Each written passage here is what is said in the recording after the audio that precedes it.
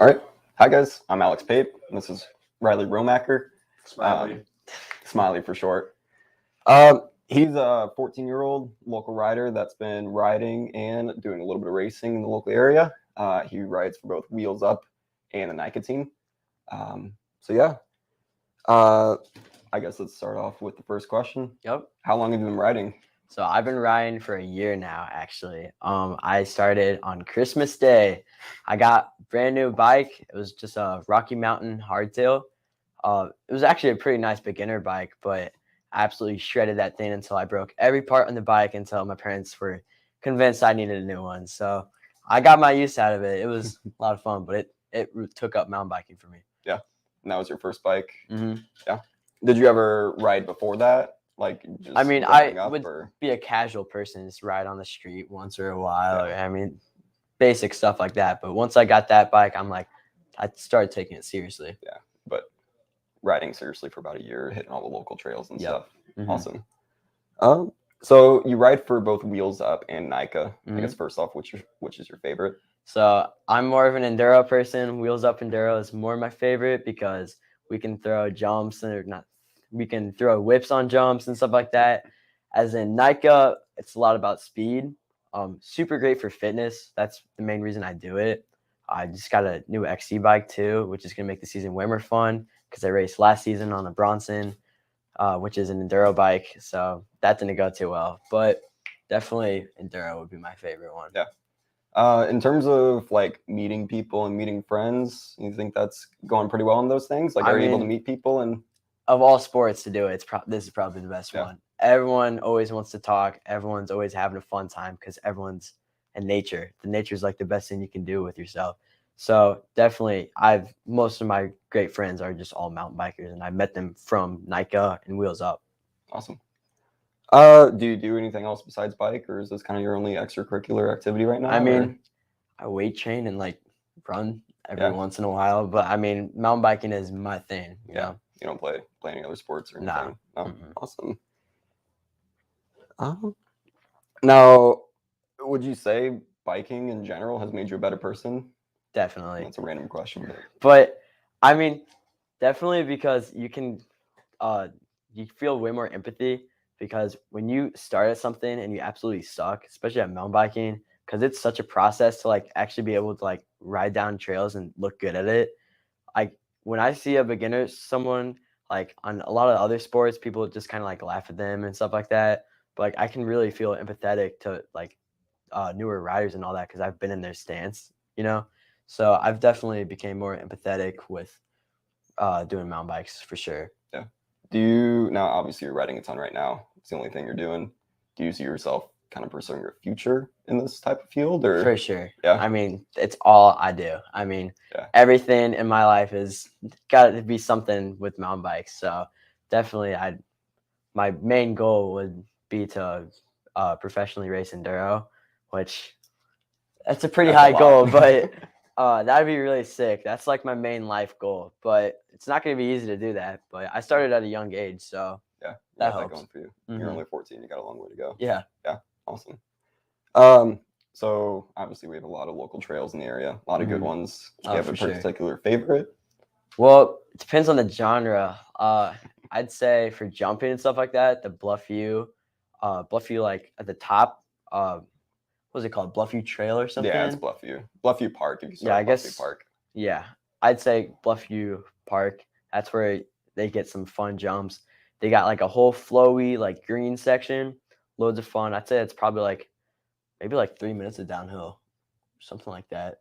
Yeah, it's a good couple. It's a little over a mile of downhill. Yeah, I mean it is fun. And then the other trail is their intermediate one, and then it goes to like I think it starts at like a 15-foot gap or no tabletop, and then I think the last one's 27-foot tabletop, and they're just so fun because you get so much air and it's a blast, and you can just re-ride it all the time. Yeah. Awesome. So that'd be my favorite jump one. Awesome. And you guys love hitting the jumps and all that? You're not scared of hitting anything? Yeah, I used to be until I've gotten better at it because I had a bad wreck and then I never wanted to jump again. But I've gotten back into it and it's definitely a lot of fun. Yeah. And so obviously you're racing too, like with Mhm. Wheels Up and NICA. Yeah. In terms of enduro racing, like, do you enjoy that, or do Uh, you see yourself going back to it? Obviously, you want to be an enduro Mhm. racer, but right now, would you I enjoy the want to keep going downhill. with it? Especially like the Chubb one that recently happened. The uphill and stuff like that, it's exhausting. And that's a big thing with enduro because the downhill is like really important, but uphill also is because you need to have good endurance because your downhills get severely affected. But I do love enduro. Yeah. But yeah, that's one thing. That's one tip. Get your endurance for that stuff. Yeah. Now, in the near future, do you have any big plans for anything, or just kind of hanging out locally, doing the local stuff, riding the Yeah, local what I trails? plan to do is I'm just trying to get as much racing experience as I can because right now I'm not taking like crazy podiums and doing crazy finish times. I'm kind of like a beginner racer. I've only been racing so long. So this is probably going to be like my first season of racing. And then my next season, that's probably when I'm going to be going maybe to like Bentonville and do a race or go to Tennessee and do a race or something like that. But maybe even now, if I have the opportunity to, but I definitely see that in the future. Awesome. Now, in terms of recommendations, would you recommend picking up the sport for other people? Definitely. Nothing helps you like going out in nature. You get such a fun community that always just wants to hang out, such fun trails, especially right now in Eureka. There's so much thought being put into these trails and like Gork and stuff like that. We have Loki events, Big Mountain Enduro, and they're all doing all these races and stuff like that, helping out the community. I mean, in the near future, probably about like 10 years or something, we could be like the small Bentonville, maybe. I mean, Probably. if we kind of keep our pace up, that Yeah. could be a possibility. And that's Yeah. just something really nice about our area. Yeah, St. Louis has for sure been growing quite a bit Mhm. recently. Awesome. Well, I'm glad you'd recommend that for other people. Yeah, for sure. I guess I'll turn it over to Adam. You got some more questions? Heck yeah, wake me up. I just threw myself on the screen. You just gonna sit over there? Little background stuff. Yeah, you can go back, sit down by Riley. Awesome. I will get mic'd up here, join the show with you gentlemen. Great job.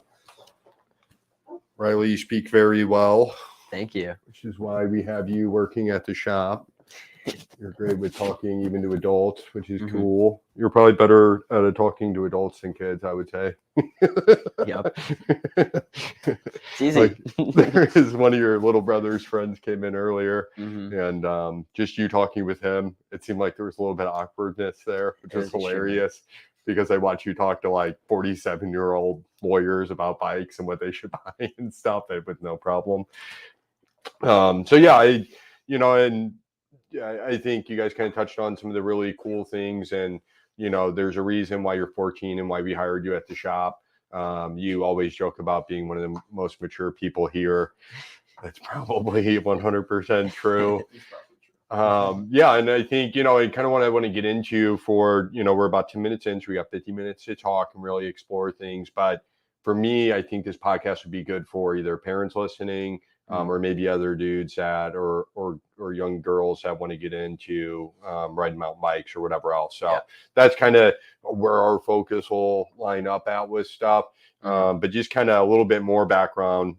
We found you because you live here in town. You came into the shop. We found out you did NICA and Wheels Up and all that. We let you start volunteering a couple days a week. You did a great job here. You're always eager to learn stuff. If we told you things, you just did it, no problem. You were able to follow through on directions that you were given. So very quickly, as soon as you turned 14, we offered you a job. So you have a paid position here at the shop now. Hopefully you work for us all through school and stuff. It'd be dope and keep learning stuff. But yeah, you've been doing that for how long? I'd say probably like 3 weeks, but I started volunteering in November, I'd say. November. So, and then you got your bike about a year before that. Yeah. How did you find out about mountain biking? So, story is my friend, which was also my neighbor at the time, he got this Cannondale. It was like a hardtail. It was like a base one. But to me, I thought this was like the coolest bike on the market. This thing was like top spec. I thought it was absolutely crazy. So he was riding street one time and he's like hitting all these urban jumps. And I'm like, oh, this looks kind of fun. So then I hop on a Walmart bike with him. Very different. His bike was like, I'd say 30 pounds, and mine felt like 60 because it was a steel Walmart bike. But definitely I found out the sport from him, riding with him on street and all that. And then he also convinced me to getting that beginner hardtail, which is a Rocky Mountain Fusion. He kind of helped me get that for my Christmas present. And then I took off with mountain biking like consistently since I just got that bike. Sick. I just noticed your mic. Throw it under, put the wire under your arm, so because at the top of the mic might be rubbing your shirt. And then fix the mic to where it's not rubbing your shirt. So I should have paid better attention to that before we started. We haven't had any major audio issues. Like we have, they've just been hidden. Yeah, not lately. So, yeah,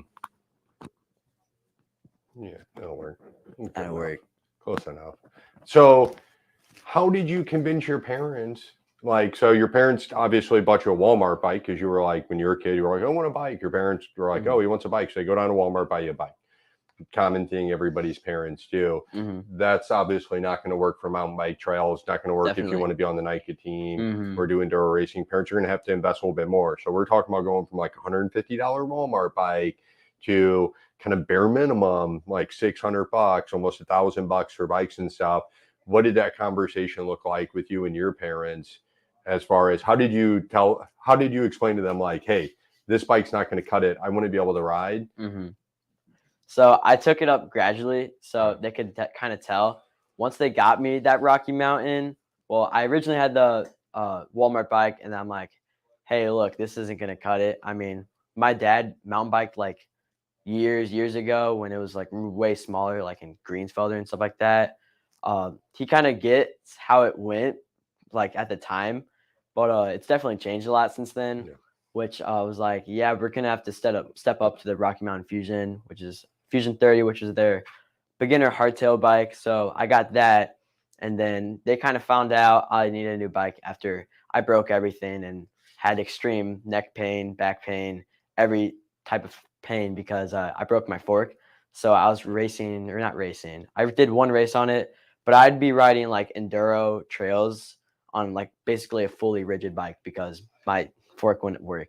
So I would be in a lot of pain, and I broke almost every part on the bike. And my parents are like, maybe he needs a new bike. So I convinced him there. And then my dad also kind of took up mountain biking a bit. He got a Kona Hanzo. He's been riding that around a bit, and he kind of gets how the sport is. Because, I mean, as it's kind of what I'd say is it's kind of similar when someone asks, like, why is a bike so expensive? I really say you're going down a hill as fast as you can, like through all these big rocks and stuff like that. And this normal bike that like 100 years ago was just meant to ride around the street or whatever. Now you have this built up rugged bike that's meant to fly down hills. You're going to need to put a lot of money into that. Just like motocross and stuff like that. Just it doesn't have an engine, but you need everything to be super strong to withstand that. So my dad definitely found that out, and he helped me with that. Yeah, so it's helpful if a pair of mountain bikes because then the parents out there on the trail, because a lot of times, as adults, we have to justify to our wives or husbands or whatever why we're spending so much money on a bike because, if you don't mountain bike, it's hard to understand. So a lot of people, parents that are, if you're a young person and you're listening, you're trying to figure out how to get a nice bike so you can do some of these programs and stuff. I mean, if you can talk your parents into $500, find a used hardtail for $500, you're going to break it. So don't get too attached. But that at least get out there, take care of your bike, pay attention to your shifting, understand that you may not be able to go as fast as the other guys on the full suspension bikes. And then parents, if you're listening, if you spend $500 on your kid's bike, if he gets serious about it and he's going to join a team and he's going to race, he's going to very quickly start breaking that bike and destroying it. It's not even going to last a year. And that's a nice, name brand truck bike or something. How old were you when you got your first like real mountain bike? Were you older when you got back to it? Yeah, so I paid for it myself. I bought a giant Talon in 2019. And that's what I started on. Nice. Yeah. Yep. Entry level hardtail. Yeah, very entry level. Mm-hmm. Yep. I forced it tubeless nice. and made it work. But yeah, I definitely broke quite a bit. Yeah, and that's the thing for dudes. I mean, Riley we're in Missouri here, so you were able to get a worker's permit at 14. You can work some limited hours and stuff like that. Mhm. That's another suggestion. You know, if you're a young man, if you're looking to get into mountain biking, you can always stop by your local shop, see if there's some opportunities for you to volunteer. You know, ask like, hey, like I like hanging out at the bike shop. I want to get into biking. I'm trying to save up money to do that. In the meantime, can I volunteer and sweep some floors? Do those little things that we have to do here at the shop by letting, you know, we get, you know, a lot of Groms come in and hang out. And I typically try to get a broom in their hand or something if they're just going to be staying around, you know, looking at stuff. So that's a really good way. And then the bike shop will inevitably offer you an employee discount on a bicycle. So then you can get a really nice bike and it helps the shop out. So, you know, and something to keep in mind, not all gigs are going to be paid. You know, I would say I'm 35 years old. I run a $1 million retail business, and I've done more work for free in my life than I've ever gotten paid for. I'd rather do work for free. And same thing here in the shop. We do work for free very often for people. And the idea here is that you're proving your value to that other person. And then they'll provide that value back to you. So going into the shop, working for free, sweeping a floor provides value to the shop owner, and the shop owner will then provide value back to you in the form of discounts or something like that. Then when the time comes, maybe you turn 14, maybe you turn 15, maybe you turn 16, and they're looking for people, they're obviously going to want you first. So it's going to set you up for a job that you're actually going to get paid for. And you're going to have that knowledge too, which you do get like employee discounts, stuff like that. But the main pay that you get is knowledge. When you go to the mountain bike shed and stuff like that, or any bike shop, actually, I mean, you can go with the mechanic and you see what he's doing. I mean, I learned so much. I learned all my bike mechanic skills just from volunteering, really, and working here, because it shows you a lot about how bikes work, because bikes aren't simple. There's a lot of parts, and it's definitely hard to like master. You don't just know what you're doing immediately. You gotta get the knowledge first. But that's one good thing about volunteering stuff. Yeah, and I think, you know, again, for dudes getting into biking, like volunteering, offering to volunteer at the shop is really cool, because it takes the pressure off the shop owner too. Because it's like, all right, well, does this guy know anything? You don't have to know anything to volunteer, because you're not getting paid, so you're not wasting anybody's money. You know, it does take away from the mechanical a little bit to kind of show you guys things. We love doing that stuff though, so it's completely fine. There is a little cost involved for the shop, so you should be conscious of that if you're volunteering, to try to be as helpful as you can. But you know, you know, before I opened the shop, I volunteered at a bike shop, a charity bike shop, for 1.5 years before I opened the shop. For 1.5 years, every Tuesday and Thursday for 3 hours, I would drive 40 minutes to a part of town I didn't want to be in, and I would never miss. I would cancel plans and always made a priority of that. And I showed up 6 o'clock to 9 o'clock every Tuesday and Thursday for 1.5 years. And I had a real job to do. I had other obligations. And that's the thing. And, you know, with volunteering, it's be consistent, show you're consistent. That'll provide value, and then it'll pay off for you later on. Yeah. So you started doing that. Wheels Up, you obviously are on the Wheels Up Enduro team. You had to try out to make it on that team. Yes, sir. So that took some effort. But prior to that, did you do like the Wheels Up like weekly rides before? Yeah, I would definitely do that. Once kind of NICA set in, I wouldn't do as much, because it's hard, especially with like parents and stuff like that, with younger riders. I have a sibling too, so he's got soccer practice, and then I got all these teams and stuff like that. It's hard on your parents too. So during the NICA season, I don't really do much as Wheels Up stuff, but I'm trying to do more. But before I went into Wheels Up Enduro, I did do those weekly rides and then those clinics and stuff like that, because I learned mostly how to mountain bike off of Wheels Up. So, I don't know how happened to my throat, but puberty mid podcast, dude. Voice just drops, like, Yeah. immediately. You didn't buy a Fox 38 today. No, no, you didn't.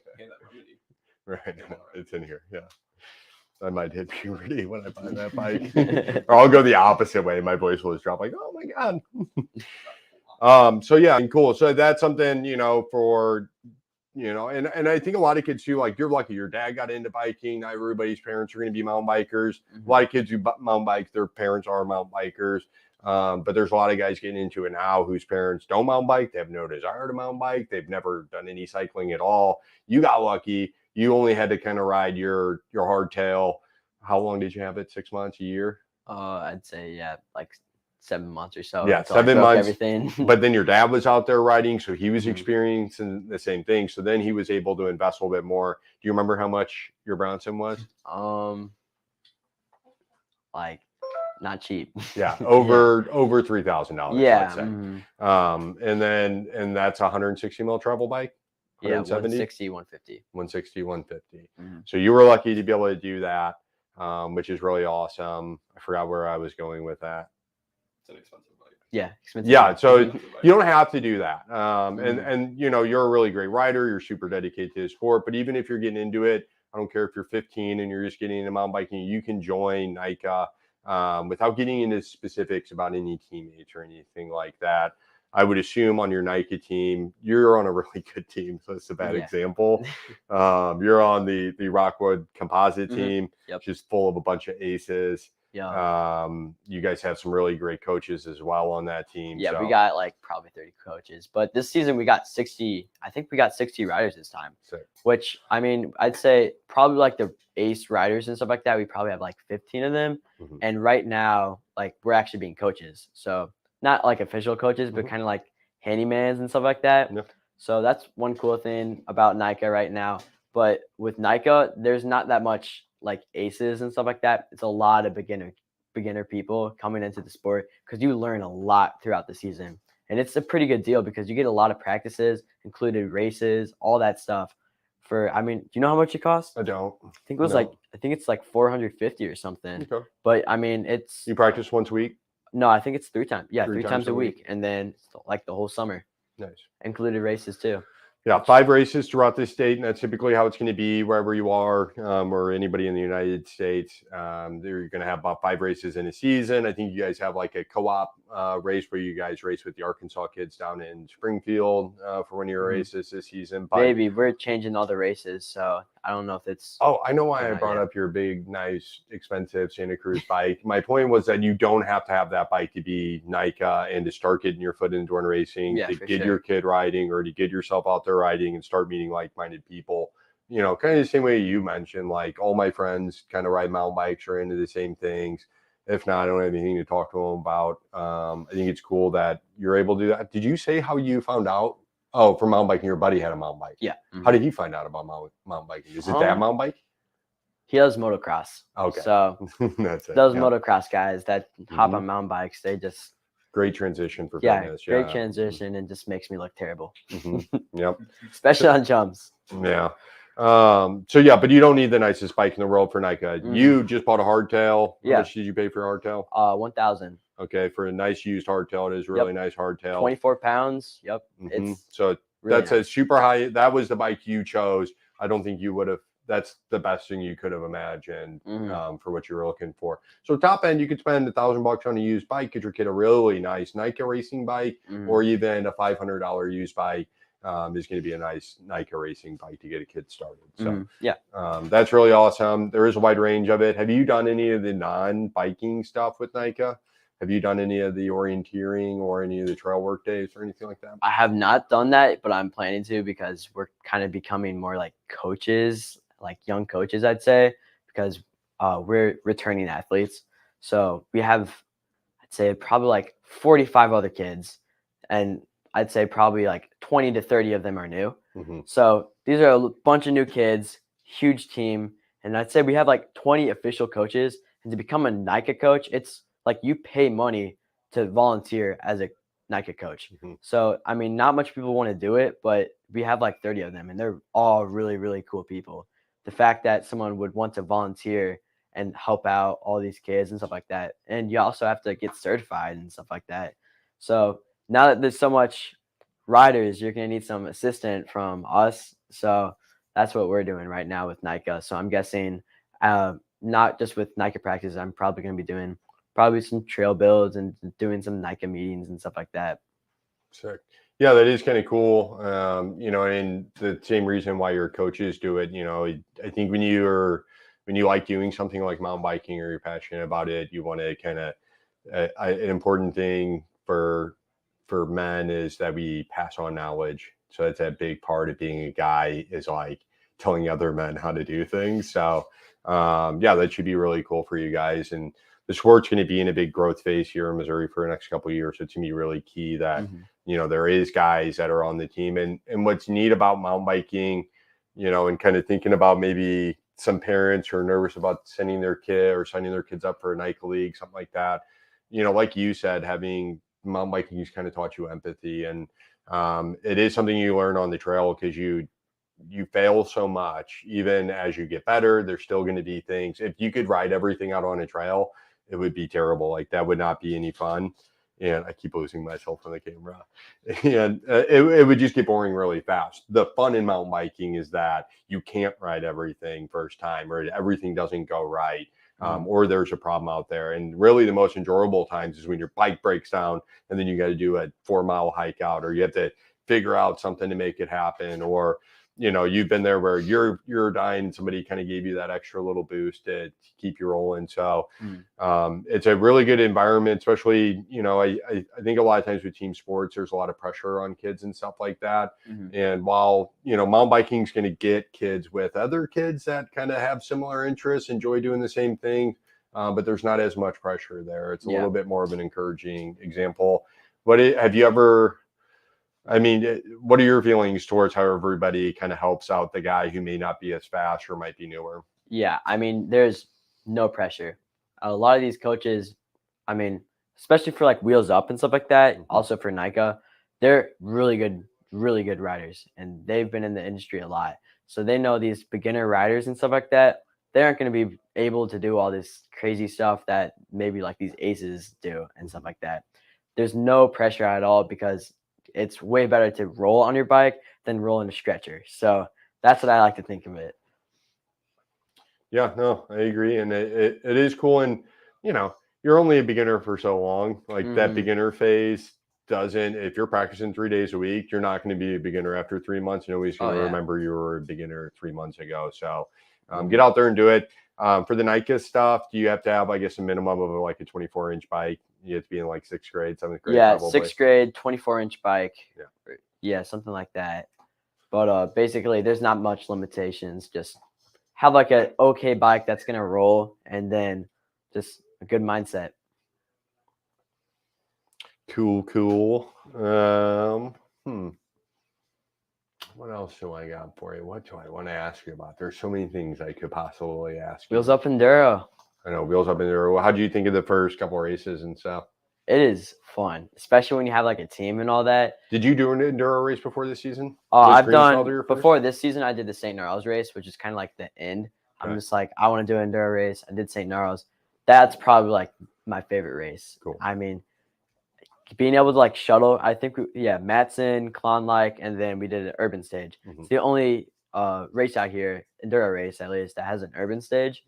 Super cool and super fun, because it's like all around this restaurant, and the urban stage is within it, and you just get loads of cheering, and it's so fun. All right, or people that don't like cheering, it sounds terrible for them, but I love all the loudness and all that. That's my favorite part about riding at Greensfelder, because it's right in front of Six Flags St. Louis here in Eureka, and the Screaming Eagle sits right in front of the Declue area. So yeah, when you're coming down, you can start, and you can hear people like yelling and screaming. It's kind of like they're cheering for you. Gotta use your imagination. Yeah, no one's ever cheered for me on a mountain bike in real life. That's a tough area on the trail too, which is pretty fun. Yeah, it gets you to push it. And then like Cliff Cave is also, well, it used to be, now it's all different. But I used to like sitting up at the top of Cliff Cave, like on where the cliff used to be before I put a fence up. And then the train would do a horn every once in a while, kind of like a starting horn. So that was always fun too. Then I would race down. I like that. Do you like riding your bike better or racing better? Did you enjoy racing? Did you think that was dope? I love racing. I mean, the only part is when people get too obsessed with winning and stuff like that. You got to realize races are for fun. I mean, mountain biking isn't all about getting the podiums and becoming the best in state and all that. A lot of the sports just having a fun time, and people kind of get obsessed with winning. And I mean, sometimes that happened to me where I don't do too good out, I get bummed out. But I also got to think, how much fun I had before you kind of see the race results and stuff like that. And like, dude, I shouldn't even be pouty about that. As long as you have a fun time, and that's what's cool about those enduro races. It's just all based on a fun time, and there is podiums and stuff like that. But having a fun time is like the main goal of those races, and it's amazing. Yeah, I think with mountain bike racing also, and that continues on as you're adult. If you're in like an adult mountain bike race and somebody's got a flat or somebody's having a bike issue or something, I don't care what place you're in or what's going on in the race. The person that comes up behind you will stop and ask if you need a hand or if you're all right. And then if you say you need a hand, they will stop and help you. It doesn't matter For sure. if you lose a spot on the race or whatever. So that always goes on until, you know, once you get into the pro ranks, a little bit different. You have sponsors and stuff that you know, that you have to answer to. But previous to being sponsored, everybody is really great with that. And I would think in the pro category as well of a race, if there's a good amount of cash on the line, then maybe you don't stop there either. I don't know. I've never raced at that level, but I would assume those guys aren't. I wouldn't expect those guys to stop. Gaps between those people too. Yeah. For enduro racing, sure, yeah. Well, even the downhill stuff, like you're usually not on the track Right. when someone else is on the track. Well, yeah, and the fastest guys who are going to win are like 20 minutes ahead of everybody else on the XC races too. So they're not finding out if anybody had a mechanical. Yeah. Oh, to be fair, like cross country races too. Like if you get mechanical, you're just done. Yeah. It's not even. That sucks. It's not even a thought. Yeah. So how often do you work on your bike at home? So right now, we don't really have like a bike shop really going on. That's all I'm gonna say. I work on as much as I can. I lube my chains, like basic stuff every once in a while, but I don't really have the opportunity to like fully take apart my bike because we don't really have a space for that right now. Okay. But I do like basic stuff like stanchion grease, chain lube, and then muck off cleaning stuff, which that is really useful. Muck off stuff's awesome for your bike too. Cleaning it down I'd say probably like every week or something, get a nice clean on it, and then get it money again. How do you learn stuff about mountain biking?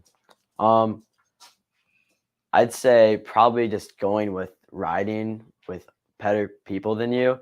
Nothing shows you how I'd say, what do you say, like their form and stuff like that is very different to you when you like look at these super top riders and stuff like that. If you notice, they look like they're not even riding the bike. The bike is like just flowing the whole time, and they're just on top of it. And then you can look at someone else with like worser form, and they just get bounced all the time and stuff like that. I used to ride like that until I kind of, you know, you ride with these better people, and you take their lines, you do their form, take their advice too, and that definitely helps out. Cool. What about do you watch any like do you have any YouTube channels that you watch in particular or any of that kind of stuff? I think everyone who mountain bikes does. I mean, we're all going to be watching like Burn Peak, Jordan Boostmaster. I mean, all these guys. Watching that stuff makes me feel like I don't know how to ride a bike compared to these crazy YouTuber guys. A lot of inspiration comes from them. So that's what's cool about YouTube and stuff like that. You can definitely look. And there's so much like awesome channels like GMBN and stuff like that that can really teach you basics of riding a bike too, getting your form down and stuff. That's really nice. And it's always fun just to watch some really nice riders do their thing. We're getting a Linda Cam right Linda now. Cam. Linda Cam. Linda only got to ride with you only got to ride with mountain bikes for a year before you hurt yourself too many times. 2 ACLs. Ooh. Now she's going to move the camera, I bet. Who's your favorite YouTuber, Champ? In terms of riding or fixing? Just watching on YouTube and stuff. Jordan Boostmaster is fun to watch. Who's this Jordan Boostmaster? You never heard of him? I don't think so. Oh, he's a ton of fun to watch. I wonder if I've seen his videos and just didn't know what his name You is. probably have. There's another guy, Dale Stone. He's a lot of fun to ride. Because he does a lot of like old traditional North Shore stuff, and he's just really, really good. Interesting. He does. And he works for Norco. Mhm. He's like an engineer. Of Oh, Norco, okay, and, cool. Like actually, like engineered the bike. I want to pick up Norco bikes. I think they'd be cool. Yeah, they are cool. They are really cool.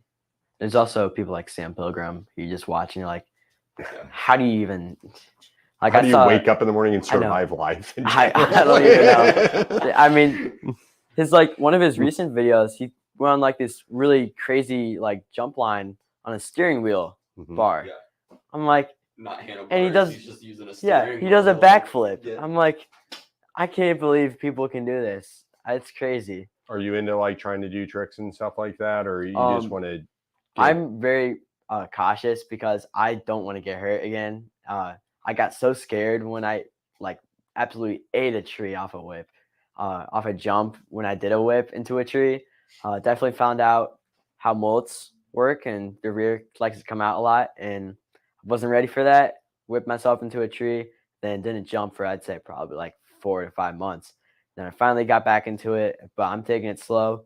I kind of got like bar whips like this stuff and then like kind of get the rear out a bit, but I take it very cautiously. I'm not the guy that just like, oh, looks fun. I'm gonna just do it and see what happens. I 'Cause- hate whips. I like the look of it. I think it always looks cool when you do it, but like especially for younger guys, a lot of times you're gonna like come up short on your landing a little bit when you're doing things like that. Mhm. You're gonna land your bike sideways, and you're just putting a ton of side load on your rear shock and your rocker and your rear triangle, and just everything is just like stressing out so badly. So it makes me cringe when I see dudes do it. I get it. I'm not telling. No, I am telling people don't do that. Yeah, I cracked my bike doing I'm glad to hear you're not a whipper. That makes sense, and that's because you are a very responsible person. Yeah. Which is what we like about you here at the shop. So that's really good.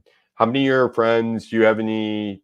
We're in Eureka Wildwood area, so mountain biking. We obviously are the home of mountain biking in the greater St. Louis area. Mhm. We have some of the best trails here in the area. A lot of Sure. people who mountain bike live out in this area. It's very kind of concentrated. So Mhm. do you have friends that you actually go to school with that are in class with you that ride mountain bikes that you know? So right now I'm in middle school, so no. But once I get into high school, I know a lot of like people from my NICA teams and Wheels Up teams are going into Eureka High School. Mhm. So I will at that point, but at my school, no. But there's some people like around my area that like Jordan. You guys probably don't know him, but he's really fun to ride with. Um, who else? Let me think. Beckett, that's one of his friends, also my friend.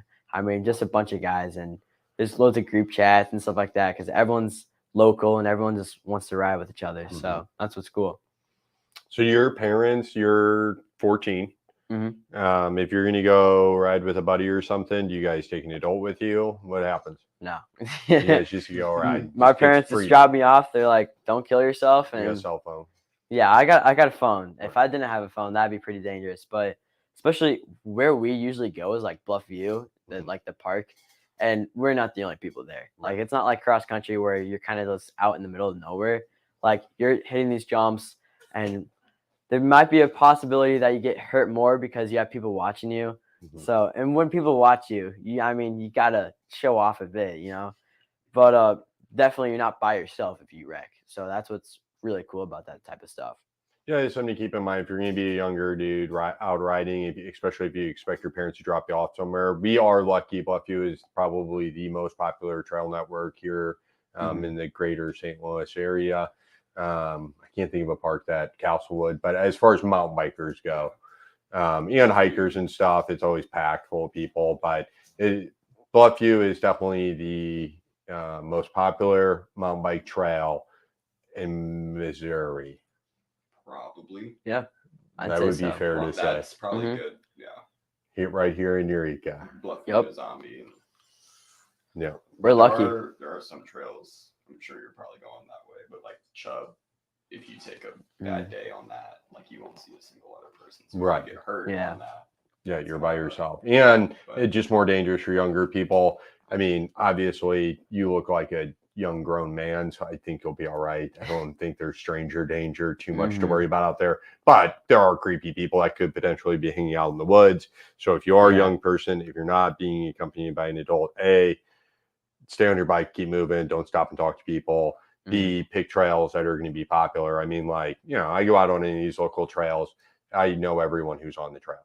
Mhm. and, Yeah. and I'm constantly riding by. I mean, everybody else, like, and you will get to that point too here at the shop where most people who pass you, you're going to recognize from being in the shop. Yeah. I not just from being in the shop, but And since riding, I've been there so much, a lot of the same people come over. So I mean, at least I'm gonna recognize at least 10 people when I'm there every ride. I mean, there's very few people I don't recognize there because a lot of people who go there once are coming again, and that's me too. I'm always there, Right. and a lot of other people are always there because it's like the most popular one. So Yeah, a lot of people especially like to be now there. Buffy's got the hub and everything up there. The jump line goes off it, the flow trail goes off it. It is a spot where people just kind of stand around and hang out. So Definitely. Getting bigger too. Yep. yeah, and it's not like, I think there's some scenes that are a bit inappropriate. You know, I think about like the BMX or skate scene a lot. Like, I don't think I would want to drop my 14-year-old off to hang out with a bunch of skaters at the skate park, unfortunately. But if you drop your 14-year-old off with a bunch of mountain bikers at a mountain bike park, it's a different crowd. Typically, yeah, it's a It is a different crowd. Yeah. For sure. Yeah. I mean, you're talking about people again, if they're there, if they're riding the jump line out there, everybody's probably on $1,000 plus ish bike. Yeah. So you have to imagine all these people, even if maybe they're not of means, they have good priorities. I mean, if you find a way to put $1,000 towards a bike, then you're a good person in my book. I don't, you know what I mean? I don't care what else is going on with you. You've obviously sorted that out. So yeah, it is really cool. And, you know, you can find places like that depending on where you're at. I think, you know, all the way across the United States, I think in Europe, it's been the case for a while. They've kind of had bike parks all over. I think the US is finally starting to catch up. And all of our little kind of towns and stuff are all getting little bike parks. So always go like that, or just go ride in your backyard. I mean, that was when I was growing up, we didn't have we had mountain bike trails, but they were all cross country. There's no way I would go ride them. They were empty. There's just a bunch of old men out there and stuff. So I lived in Oakville in Southtown, and the woods, you could cut between these two people's houses. There's a lake back there, and it was like the neighbor on the backside's property, but somebody before us had dug in trails, and there's like creek beds that went in there. So we had our jumps back there, and I mean, we just went back there, but we didn't learn anything like you guys do now. I wish there would have been like an actual team and stuff like that. Yeah. It's cool what the availability for like trails and then teams right now, especially in Eureka too. There's a lot of like opportunities to go on teams and group rides and stuff like that. That's what's really cool about our area. It's very, very popular with mountain bikers. That's why I kind of think it's gonna be a small Bentonville. Yeah, that's like me and Coach Cuddy were talking the last time he was on about you guys, and just how interesting it is that, you know, Mike's in his mid 40s, probably something like that. He's older than 40. And then like, he's like, yeah, I can go out and talk to a 14-year-old, or like me and you. I always forget how young you are because we start talking about stuff. I'm like, oh yeah. Or you'll say something that reminds you you're 14. But like typically, like, you know, it's so funny that because we're all interested in mountain biking, we're all watching the same YouTube videos. Like, you know, you're watching the same videos as he's watching. I'm not watching that guy, and I don't watch as many YouTube videos as I used to watch. But I mean, you're on like Park Tools. yeah, they know about like all that. these things. And, like, Yeah. doing all the same stuff. So whether you're 14 or whether you're 65, you're everybody can kind of have the same normal conversation together. It's really cool. Like I can relate more and have a better conversation with Riley or Smiley talking about bikes and bike parts and stuff than I can like another 35-year-old who doesn't know anything about bikes, and I just have to talk about like, I don't know, life. Yeah, new carpeting or laundry detergent or It's something terrible. It's the biker lifestyle. Or their kids, or like what bar they went to, like ugh.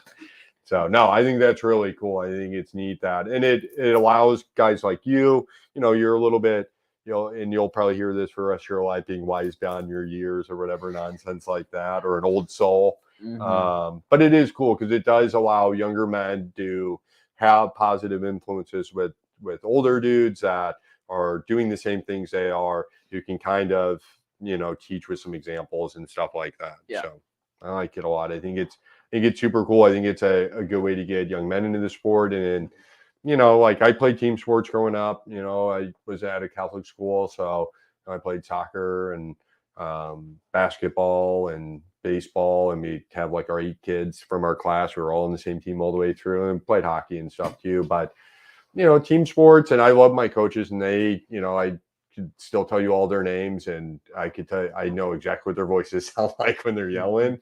So but it was still like this like whole team thing. I think mountain biking is a little bit different. It's a little bit more personal. It's a little bit more slowed down. It's a little bit more relaxed, not so much pressure. So I think overall I think it's a little bit, it's a good substitution for team sports, which I think people are starting to get away from more and more nowadays. So I don't know. Yeah, I agree though, for sure. I mean, there's very little pressure with mountain bike teams and stuff like that because everyone's just there to have a fun time. We got 15 minutes left.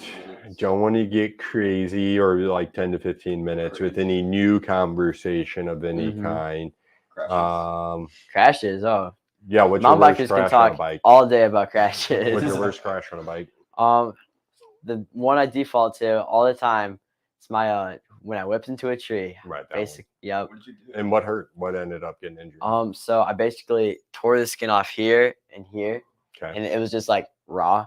Okay. And mostly what got injured the most was my ego. Okay. And mentally it hurt way more than physically because I was showing off in front of kids. So that really hurt my pride because there was these 2 kids and they're like, oh, this jump looks really scary. And I'm like, oh, okay, well, I'm gonna have to do it and I'm gonna have to look cool. So I did it and I threw this whip and bang into the tree, tire explodes off the rim, and then I'm laying on the ground just like this and blood all over my face. And like, are you okay? I'm like, I don't know. That hurt my ego a lot. So you bought a full face helmet after that? Yeah, I bought a full face helmet. Do you wear a full face helmet? You wear gloves? Every time you ride your mountain bike? Huh? Every time you ride your mountain bike? Every time. So full face helmet, gloves, knee pads. And sometimes shoulder, elbow, like that. Mountain bike shoes. Oh, of course. Yeah. Do you have mountain bike shorts? You wear mountain bike shorts? Yep. You wear a mountain bike jersey? Yep. That's it. That's all it. Yeah. You wear all the gear. Why? Because I don't like being hurt. Right. I basically, if you can jump off a train and you think you're good, then you're good. Or like, I mean, when you picture yourself riding, there's some guys that just throw on some helmet and then some shoes and then just like a normal outfit like this and then do this crazy stuff. Right. But at the same time, you got to think you're going like 15, 20 miles per hour down a hill as fast as you can go through like rocky stuff or like giant jumps and stuff like that. If you don't think you're kind of safe doing that, it's not like, that's not good. I always like to think I'm going to be okay when I crash because the more gear, it might be hotter or whatever, more uncomfortable. But what's really uncomfortable is the ER, and you're going to be way more injured without elbow pads and knee pads and stuff like that than actually just wearing it and then being way more safe in the long end. Yeah, being a little bit warmer, having an elbow pad on, and being a little bit warmer and kind of not liking that is better than having an uncomfortable cast on for 6 weeks. Yeah. That you cannot ever take off or take a shower with. So, overprotect. And, I think the reason what makes mountain biking, what draws all of us to it is that sense of danger. And if it wasn't scary, I don't think we would be into it. But you can take those steps to properly protect yourself. What full face helmet do you wear? The Troy Lee stage helmet. So it's a $300 helmet. I think that's a really important point to hit with parents because I deal with it a lot in the shop. Parents looking for helmets for their kids. Even the ones that decide that their kid needs a full face helmet, and I'm talking even 3-year-old kids riding around on Striders. I always try to talk them into like the Troy Lee helmet or some sort of enduro full face helmet. They're all going to run around $300, $350. It's the investment is worthwhile because, like you said, that could have left permanent scarring and stuff. You're lucky that didn't happen. You're lucky you didn't lose a bunch of teeth. So put a full face helmet on because the confidence you get from knowing you're going to be all right when you crash will make you a more confident rider, and you're going to crash less just because you're confident that if you do crash, you'll be okay. So that'll keep you from crashing. It sounds weird, but it's totally true. Like if you're all padded up and all that, You feel better. you're ready to get hurt. What's your worst accident, Alex? I went to my first race in Eureka Springs, and I hit a drop. And instead of like popping off the drop, I like popped into the drop and I Nice. just started tumbling down the hill. That kid just go head first. Why Well, would I he did, do that? yeah. Well, and, like, we got on video too, and you just see me like I'm on the bike, everything just like rotates. Just see you push down. Yeah. Well, all that matters is you got it on video. Well, kind of. Like as soon as I start like rolling, it like cuts out. And it's kind of disappointing. Did you guys see that G Atherton video? I'm sure you've seen it. Which one? The one where he's tumbling down the Down hill. the hill, and it was like, was it gravel or something? It was like gray, right? It's And like, he just like bang, bang, bang. Yeah. I thought saw I didn't that. know it was G Atherton at first. When I seen that video, I was like, "How are they getting away with posting this? Like, this guy's obviously dead." No, it happened about a year ago, I think. That happened that long ago. Yeah. It's Really? been a Oh, long that time. was that injury. Mhm.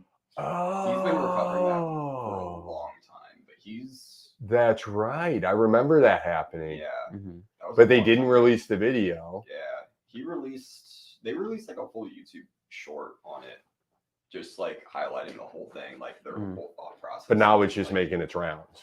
Yeah. Because I just seen it, and I've seen it a bunch of places since I seen it the first time. Yeah, I guess maybe he's becoming more public with it, but he's been in and out of the hospital for a while. It was gross, dude. It I was- mean, I think he was It was knocked out because he was just disturbing. like, He was Yeah. beyond knocked out. Yeah. I mean, It was disturbing to watch. I know. I've mean- not been that grossed out watching. And all I used to like, not all I used to watch, but I used to watch a ton of crash videos. I mean, Yeah. that's like, I think that's how everybody gets into mountain biking is watching crash videos. So No, like, yeah. I'm used to seeing guys get wrecked on a bike, and that was No, that was That like was a too straight far. gravel hill with like large pieces of like slate, and Yeah. you just see a limp body. And- Probably 300 feet. down Yeah. And it's somehow. interesting, for a guy like him too. He is a guy who he is very into his fitness. I mean, he is a rider at the very top of his Pro level. racer.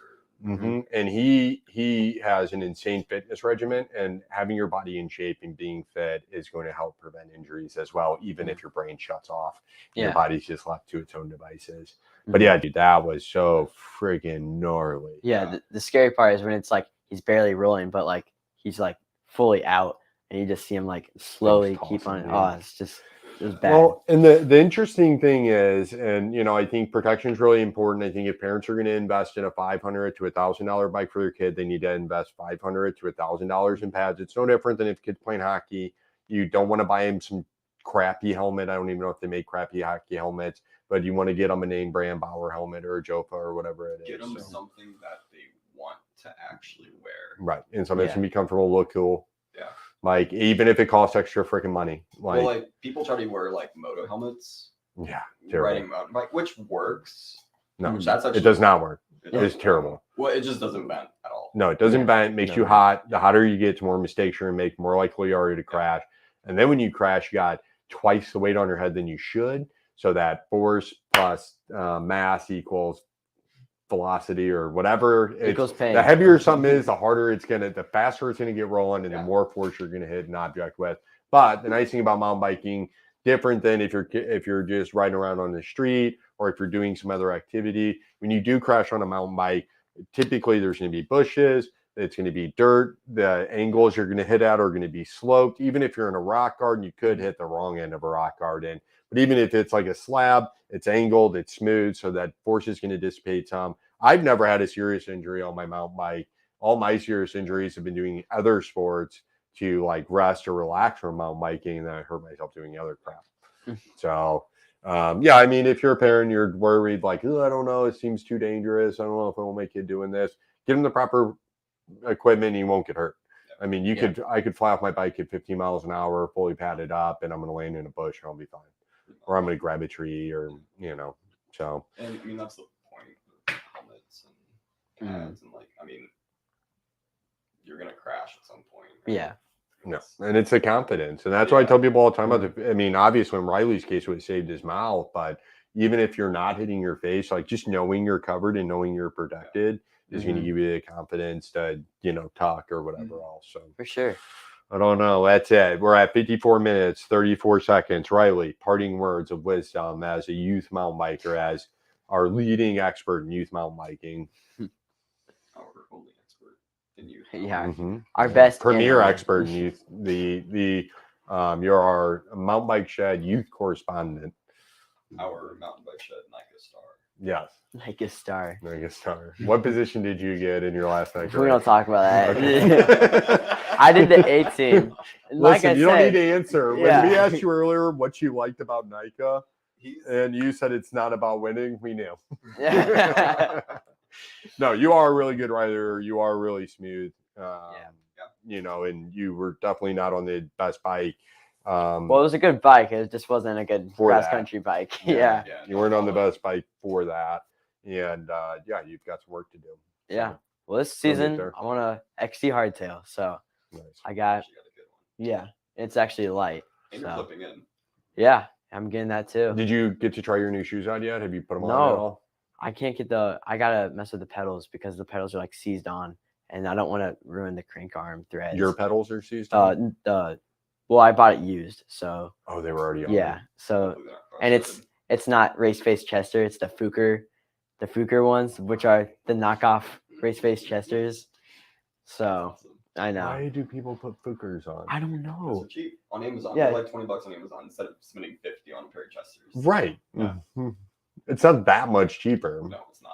Like I could think of like 3 things one could not buy over a 2-day period to save $40. The world's an expensive place now. $40 don't matter. Yeah. $40 is not a lot. Like that's the biggest contact point, your pedal and like your grips and Don't stuff like Pedals, that. grip, saddle. Yeah. I mean, of all things I want on my bike, like if you're not clipped in, you want good flats. Mhm. And I rode stamp ones, which good for like cruising around, but I actually did a race on them. Mhm. My shoe was on the pedal half the time. Right. I mean, I they didn't got understand dual what they were. fast. I mean, they're just not good. No. So you investing in like a good pedal keeps you way more secure on the bike, and it's like #1 recommendation. All right, that's what Riley says. He says, go to mtbshed.com, Yep. place your order for Race Face Chesters, One-Ups, or a host of other One Up aluminum, flat best pedals one. that we have. One Up Oil aluminum, slick. and the oil slick too. We don't have oil slick. Yeah, we but- don't have oil slick though. We got black ones. Or people could just make them oil slick on their own. True. Just break it down, pull spindle out, and then take it down to the local powder coater. Take care. Or just go to Full bike. yeah. Paint everything, just not your stanchions. All right, 57 minutes, 30 seconds.